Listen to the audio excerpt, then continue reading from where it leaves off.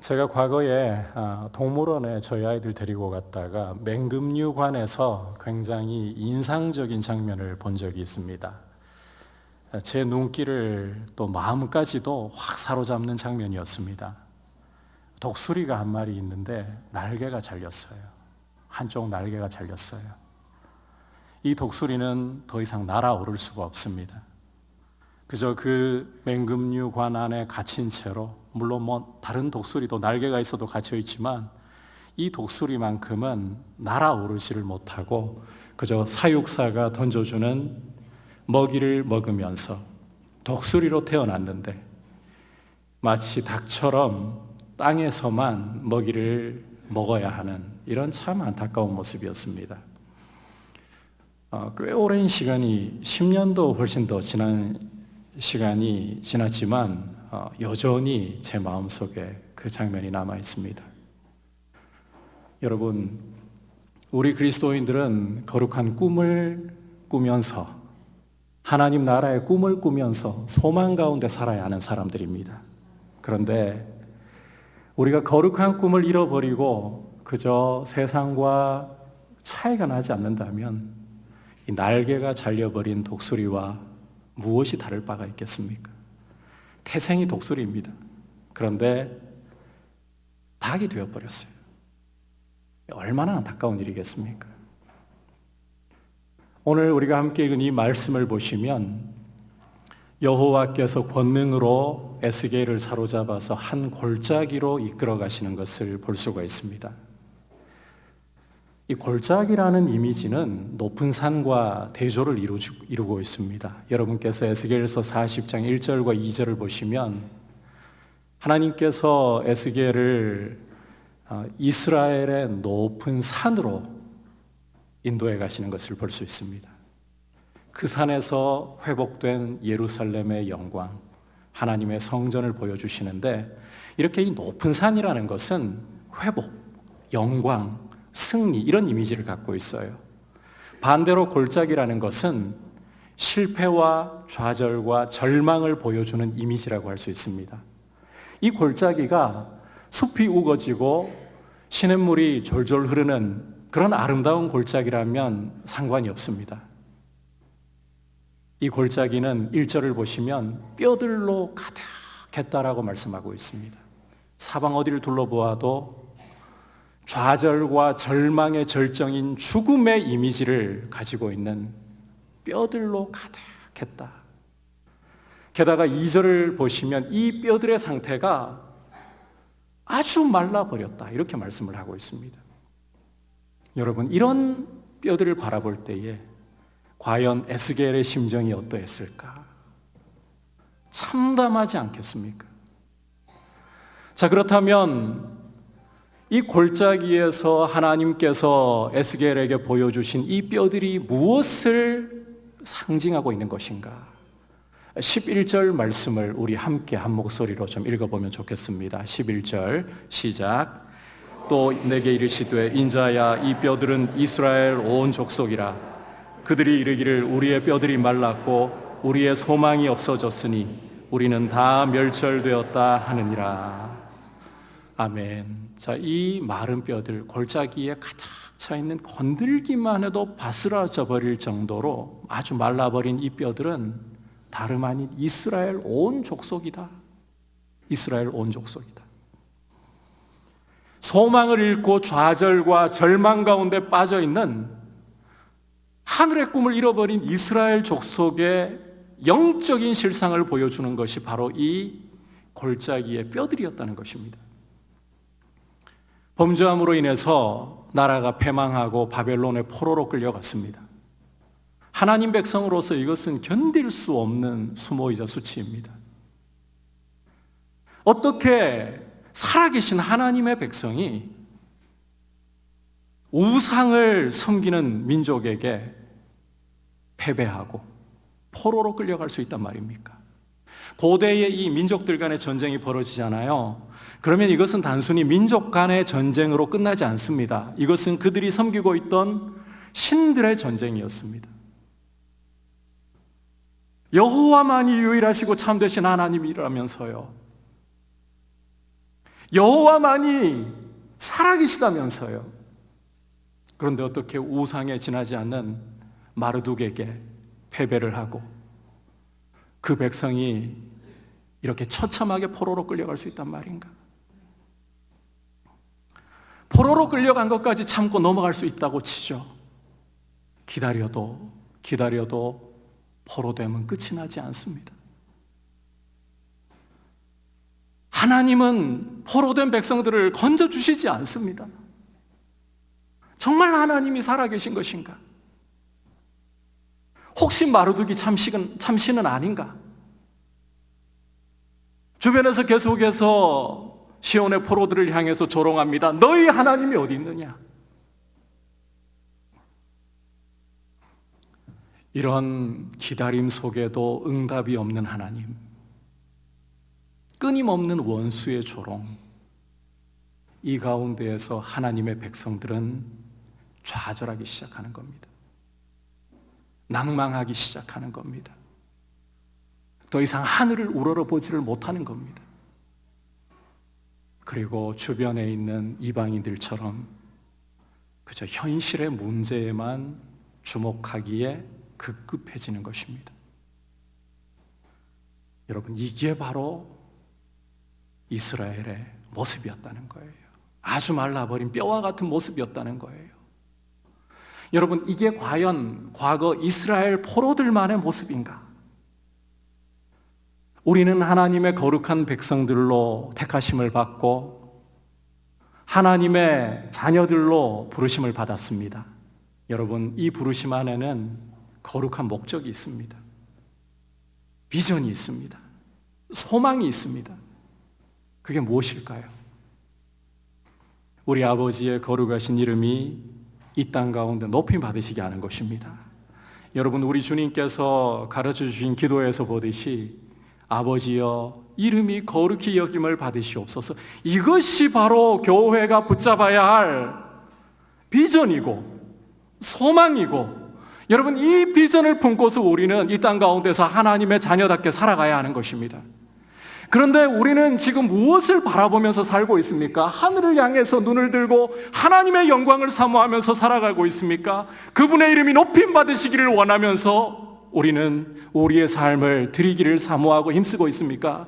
그렇지 않으면 주어진 이 삶을 옆에서 살아가고 있는 믿지 않는 사람들과 그저 똑같이 먹고 마시는데 급급하고,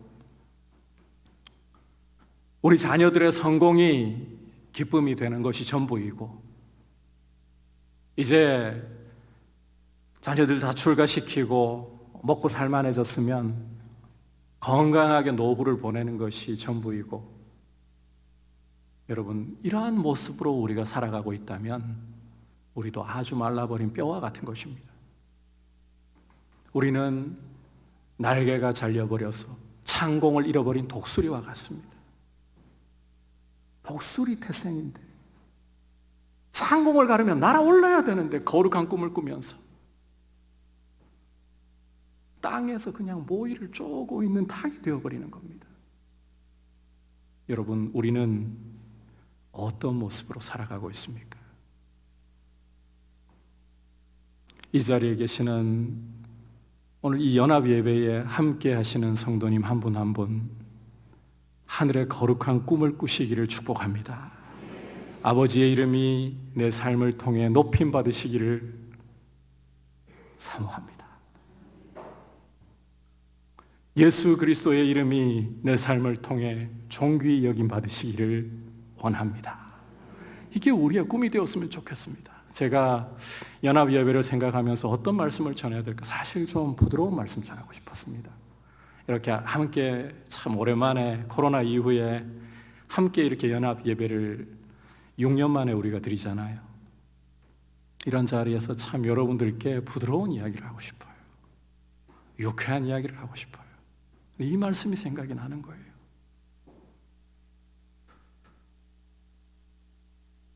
한동안 한국교회에 이 말씀이 잘 전해지진 않았던 것 같아요. 과거에는 이 에스겔 환상, 골짜기의 환상에 대한 말씀이 굉장히 많이 전해지던 시기가 있었습니다.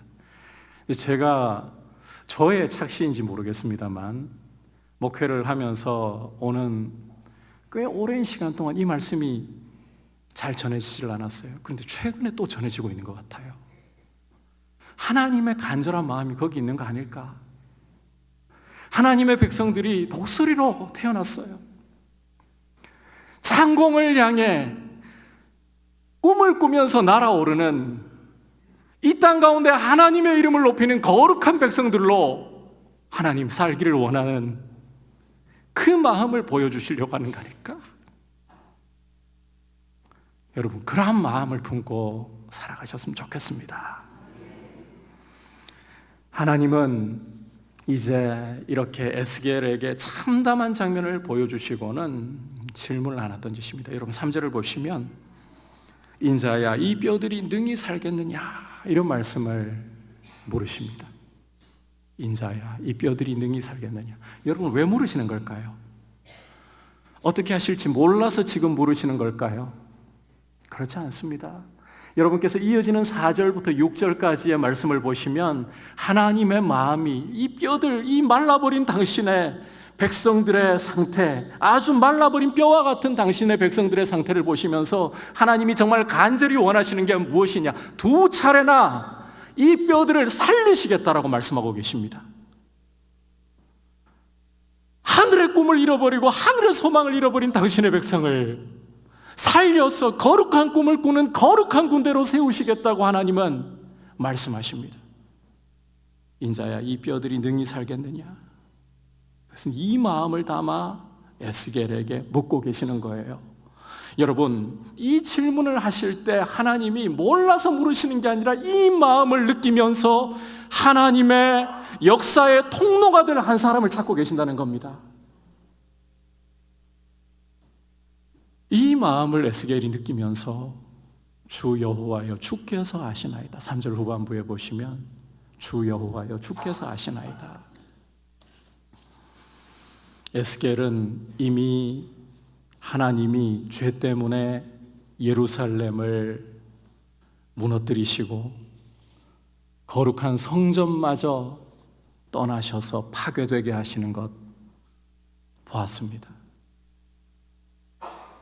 그런 하나님의 공의와 진노를 보았기 때문에 감히 하나님이 무조건 살리신다라고 말하지 않지만 하나님이 아십니다. 이 속에서는 하나님이 죄에 대해서 공의를 나타내시고 멸하시는 분이실지라도 이렇게 물으신다면 긍휼을 베푸실 것을 저는 의지합니다.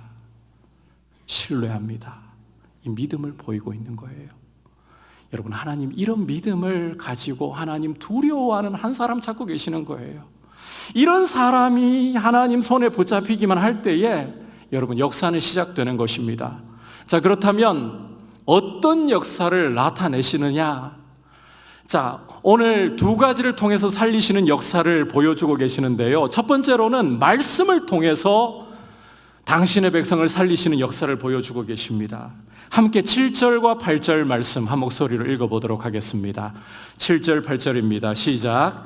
이에 내가 명령을 따라 대언하니 대언할 때에 소리가 나고 움직이며 이 뼈 저 뼈가 들어맞아 뼈들이 서로 연결되더라. 내가 또 보니 그 뼈에 힘줄이 생기고 살이 오르며 그 위에 가죽이 덮이나 그 속에 생기는 없더라. 자, 믿음으로 하나님 앞에 겸손하게 두려움과 떨림 속에서 겸손하게 하나님 앞에 의지하고 기다릴 때에 네가 되어내라. 에스겔에게 네가 되어내라. 에스겔이 그 명령 따라서 뼈들을 향해서 말씀을 대언합니다. 그러자 큰 소리가 나면서 이 뼈들이 아주 말라버린 뼈들입니다. 그런데 이 뼈들이 서로 연락하기 시작하는 거예요. 거기에 힘줄이 오르기 시작하는 거예요. 거기에 살이 덮이기 시작하는 거예요. 사람의 모양을 갖추는 겁니다. 여러분 하나님께서 당신의 백성을 살리시고 당신의 백성의 회복을 주실 때에 하나님은 먼저 한 사람을 통해서 일하신다는 거, 믿음의 사람을 통해서 일하신다는 거 기억하셨으면 좋겠습니다. 저는 여러분들이 그런 믿음의 사람들이 되시기를 축복합니다. 아울러 하나님께서 그 사람을 통해서 살리실 때 어떤 통로를 사용하셨느냐? 말씀을 사용하셨다는 것을 기억하셔야 합니다. 여러분, 이제는 AI 시대가 도래했습니다. 저희 교회도 벌써 주일 설교 마치고 나면 AI로 설교 요약 딱 하잖아요. 동영상을 딱 넣어가지고 요약해달라고 하잖아요. 한 5분짜리로 기가 막히게 정리를 잘 해주어가지고 저희 소그룹 모임하는데 크게 도움을 주고 있습니다. 아니, 이 AI에다가요, 성경 본문 딱 넣어주고 적절한 명령어, 프롬프트라고 하잖아요. 이걸 딱 넣어주잖아요. 그럴싸한 설교문 만들어냅니다. AI 시대가 도래했습니다. 이제는 이 AI 시대를 어떻게 교회가 대처해야 될까? AI가 이제는 피할 수 없는 상황이 되었고 함께 살아가야 할 시대가 열린 것 같은데 교회가 어떻게 이 AI 시대를 살아갈 것인가? 과연 교회가 살아남을 수나 있을 것인가? 목회자들이 과연 살아남을 수나 있을 것인가? 근데요, 저는 그 자신감이 있어요. AI는 결코 대체할 수가 없어요. 하나님의 형상으로 만든 사람을 대체할 수가 없어요. 성령의 말씀하심을 대체할 수가 없어요. 성경을 대체할 수가 없어요. 여러분, 이 AI 시대에 오히려 여러분이 주목하시고 집중하셔야 될 진정한 경쟁력이 뭔가 하면 살아있는 하나님의 말씀입니다. 말씀 앞으로 돌아오셔야 돼요. 교회가 살아나는 것은 여러분 이 AI 시대에 특별한 어떤 지혜와 능력이 아니라 하나님의 말씀 앞으로 돌아오는 것이라고 저는 신뢰합니다. 여러분, 하나님의 말씀을 AI가 대신 못합니다. 저는 AI에게 설교를 안 맡겨요. 토시 하나도 안 맡기려고 하고 있어요. 하나님이 주신 머리를 가지고 자료는 찾아볼 수 있지만 설교 토시 하나도 안 맡기려고 해요.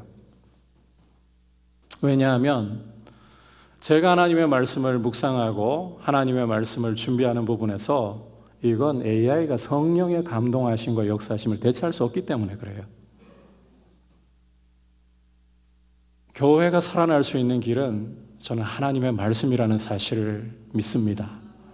여러분, 하나님의 말씀 앞으로 돌아오시기를 바랍니다.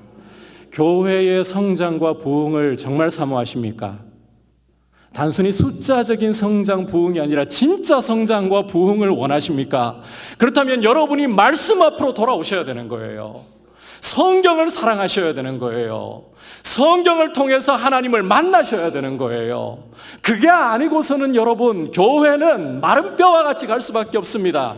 아무리 좋은 프로그램을 도입을 하고 아무리 여러분이 시설을 최첨단으로 갖추고 아무리 여러분들이 많은 노력을 기울인다고 해도 하나님의 말씀이 없으면, 하나님의 말씀이 역사하지 않으면 교회는 말라버린 뼈 그대로 있을 뿐입니다. 저는 여러분들이 하나님의 말씀을 사랑하고 말씀을 가까이 하시는 분들 되시기를 축복합니다.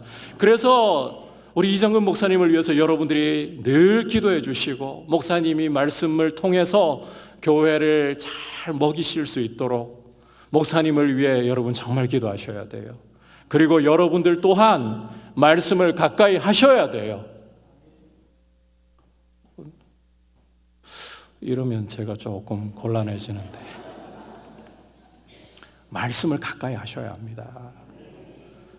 제가 여러분들께 이런 말씀을 드리면 좀 부담이 되실 수는 있겠지만 제가 대학 시절에 제 마음속에 참 크게 남았던 것 중에 하나가 뭔가 하면 작고하신 김덕신 목사님이 강단에서 한 번씩 이런 말씀을 하실 때가 있었습니다.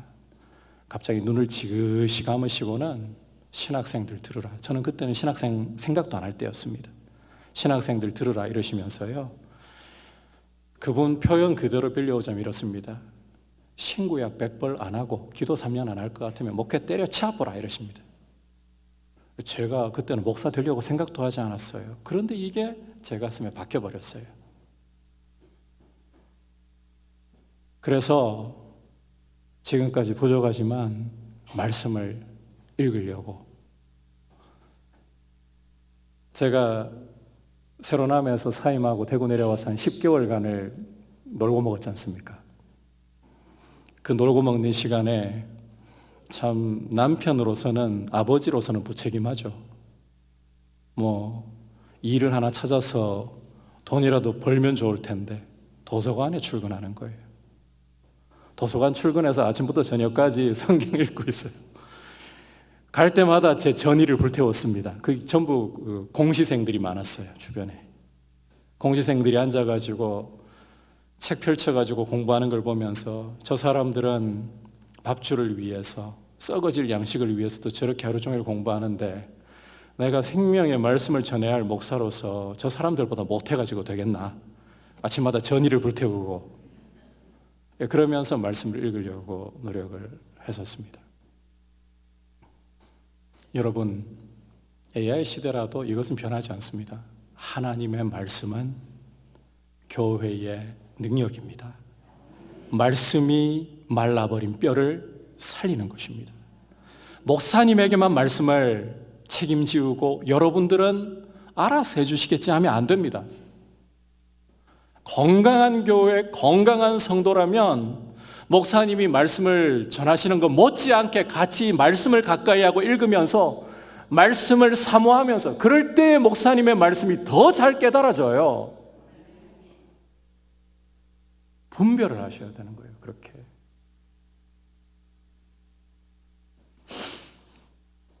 두 번째로, 하나님이 마른 뼈들을, 당신의 백성들을 살리시는 통로는 생기입니다. 생기. 함께 9절 말씀 한 목소리로 읽어보겠습니다. 시작. 또 내게 이르시되 인자야 너는 생기를 향하여 대언하라. 생기에게 대언하여 이르기를 주 여호와께서 이같이 말씀하시기를 생기야 사방에서부터 와서 이 죽음을 당한 자에게 불어서 살아나게 하라 하셨다 하라. 여러분, 말씀이 임해가지고 지금 이 뼈들이 큰 소리를 내면서 서로 연락하고 거기에 힘줄이 오르고 살이 덮여서 사람의 모양을 갖췄지만 이건 송장입니다. 송장. 아직 살아난 것 아닙니다. 여러분, 말씀을 그냥 머리로 알아서는 절대로 말씀이 역사하지를 않아요. 말씀을 그냥 AI한테 맡겨도 돼요. 해석해봐 이렇게. 그럴싸하게 해석해 줍니다. 물론 여러분 AI한테 자꾸 맡기지 마세요. 이단인지 이게 개혁주의적인 입장인지 이거 분별 AI는 잘 못합니다. 아직까지. 차라리 그냥 제가 하는 말이 그런 겁니다. AI한테 지식으로만 성경을 읽고 마칠 것 같으면요, 안 읽는 것보다는 나을 수 있습니다만 아니, 위험해요. AI한테 그냥 해석 맡기는 거나 뭐 다를 바 있다고요. 여러분, 이 성경이라는 것이 누구의 감동으로 기록된 책입니까? 성령의 감동으로 기록된 책입니다. 성령께서 역사하셔야만 말씀이 살아 움직이게 되는 것입니다. 성령께서 열어주셔야만 세상 지혜로는 절대로 말씀이 안 열립니다. 성령께서 마음을 열어주시고 눈을 밝혀주셔야만 말씀이 말씀되는 역사가 일어나는 것입니다. 따라서 여러분, 오늘 이 에스겔이 생기를 향하여 대언하는 것은 성령께서 역사하시도록 기도해야 된다는 것입니다. 교회가 기도해야 되는 거예요. 오늘 여러분께 참 무거운 말씀 드려 너무 죄송한데, 하나님 말씀이니까 이렇게 제가 여러분께 무겁더라도 전합니다. 기도해야 됩니다. 기도 없는 교회는 말씀을 알아도 말씀의 역사와 영광을 경험할 수가 없어요. 우리 한국교회의 자랑이 무엇이었습니까? 제가 92년도 대학생 시절에 둘로스오가 우리 한국에 방문했을 때에 자원봉사 통역을 한다고 배에서 한 3주를 머물렀던 적이 있습니다. 그때 이제 선교사님들이 저녁 집회를 하는데 거기 같이 참석을 하는데 선교사님들이 뭐라고 이야기를 하시는가 하면 같이 이제 그 기도 시간이 되었어요. 기도할 시간이 되었어요. 우리 이제 기도합시다. 코리안 스타일로 이러면서 주여 주여 주여 이러는 거예요. 우리말 잘 안 되니까. 한국이라고 하면 떠오르는 이미지가 주여 삼창하면서 부르짖는 기도. 저희 과거에는 기도하는 지표가요, 소나무 뿌리를 뽑아야 된다. 산기도 가가지고 소나무 한 그루를 뽑아야 성령의 역사를 본, 물론 그건 아닙니다만은 그 정도로 기도를 중요하게 보아야 한다는 겁니다. 성령의 바람이 불어와야 살아납니다, 여러분. 성령의 바람이 안 불어오면 안 살아납니다. 말씀을 지식으로만 보게 되잖아요. 그냥 송장 만들어내는 걸로 끝납니다. 사람 모양만 만들어내고. 사람 모양이 아니라 거룩한 꿈을 꾸려면 성령이 임하셔야 되는 겁니다. 그래서 요엘 선지자를 통해서도 사도 베드로가 성령 받은 후에 예루살렘에 그 모여든 디아스포라 유대인들, 그들을 향해서 하나님 말씀 외칠 때도 요엘서를 인용하면서 뭐라고 합니까? 말씀에 내가 내 영을 내 종들에게 부어주리니 자녀들은 예언할 것이요, 청년들은 환상을 볼 것이요, 노인들은 꿈을 꿀 것이라고 말하지 않습니까? 여러분, 거룩한 꿈을 꾸려면, 살아있으려면 성령의 바람이 불어와야 되는 거예요. 성령의 바람이 안 불면 아무리 좋은 프로그램을 가져와도 안 됩니다. 여러분, 교회가 다른 교회 좋은 점들을 본받고 따라하고 필요는 할 수가 있습니다. 그런데요, 겉모양만 따라해가지고는 안 바뀌어요. 피로가 누적돼요. 교회에 이 프로그램 해봐도 안 되더라, 저 프로그램 해봐도 안 되더라, 피로가 쌓입니다. 피로가. 근본적으로 되어야 하는 게 성령의 바람이 불어야 돼요. 성령의 바람이. 그러려면 기도하셔야 될 수밖에 없어요. 다른 길이 없습니다. 다른 길이. 오늘 이 자리 드림교회 성도님들과 우리 민들레 성도님들,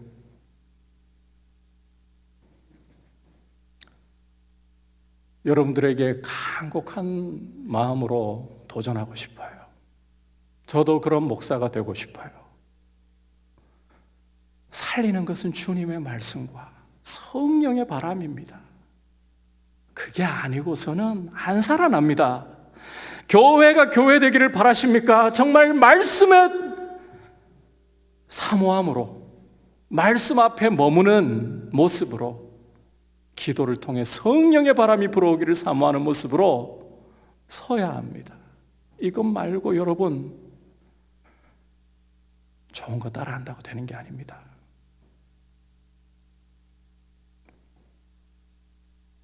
저도 그런 목사로 섬기고 싶고, 이 자리에 계시는 분들 그렇게 말씀으로 살아나고 성령으로 살아나서, 여러분,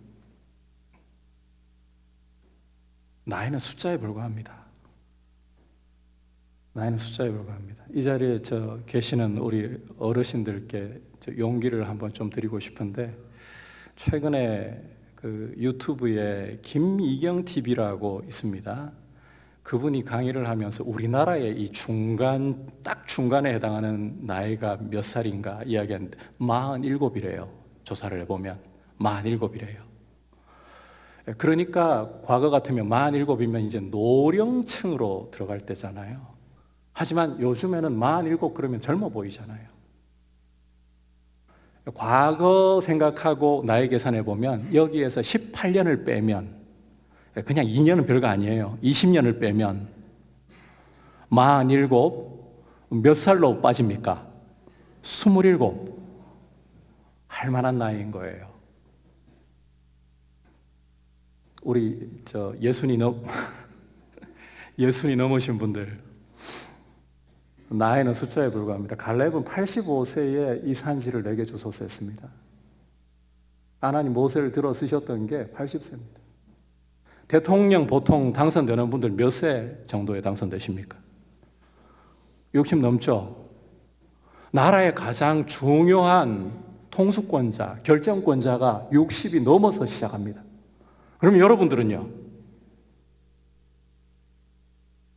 이제 내 나이 먹을 만큼 먹었으니까 아이고 말씀 눈 아파가지고 말씀도 못 읽고 저도 눈 아픕니다 벌써. 저도 눈 아파요. 밤에 성경책 보고 읽으려고 하면 눈 아파요 여러분. 그래도 읽어야죠. 주님 말씀인데 내 눈이 닿을 때까지 책이 안 보이면 태블릿 휴대폰 글자 크게라도 해가지고 제 그 옆에 우리 목사님 보니까 안내 선다고 저 성도님 들어오실 때 인사한다고 보니까 휴대폰 글자 정말 한 글자 하나가 한 이만해요. 그렇게 키워가지고 옆에서 읽고 있어요. 여러분, 내가 내 나이에라고 하면 이미 끝나는 겁니다. 이 나이라도 하나님은 여러분 이 자리에 연세 제일 많으신 분 어느 정도신지 제가 모르겠습니다만 이 나이라도 주님이 거룩한 꿈을 꾸게 하신다면 주님의 이름을 높이는 삶을 살게 하신다면 주님 부르시는 날까지 여러분 움직여야만 뭔가를 해야만 그 꿈을 이루는 길을 걸어가는 겁니까? 내 몸이 따라가지 않으면 기도로라도 주님의 이름 높임 받으시기를 원합니다라고 할 수 있잖아요. 이게 얼마나 위대한 일인데요.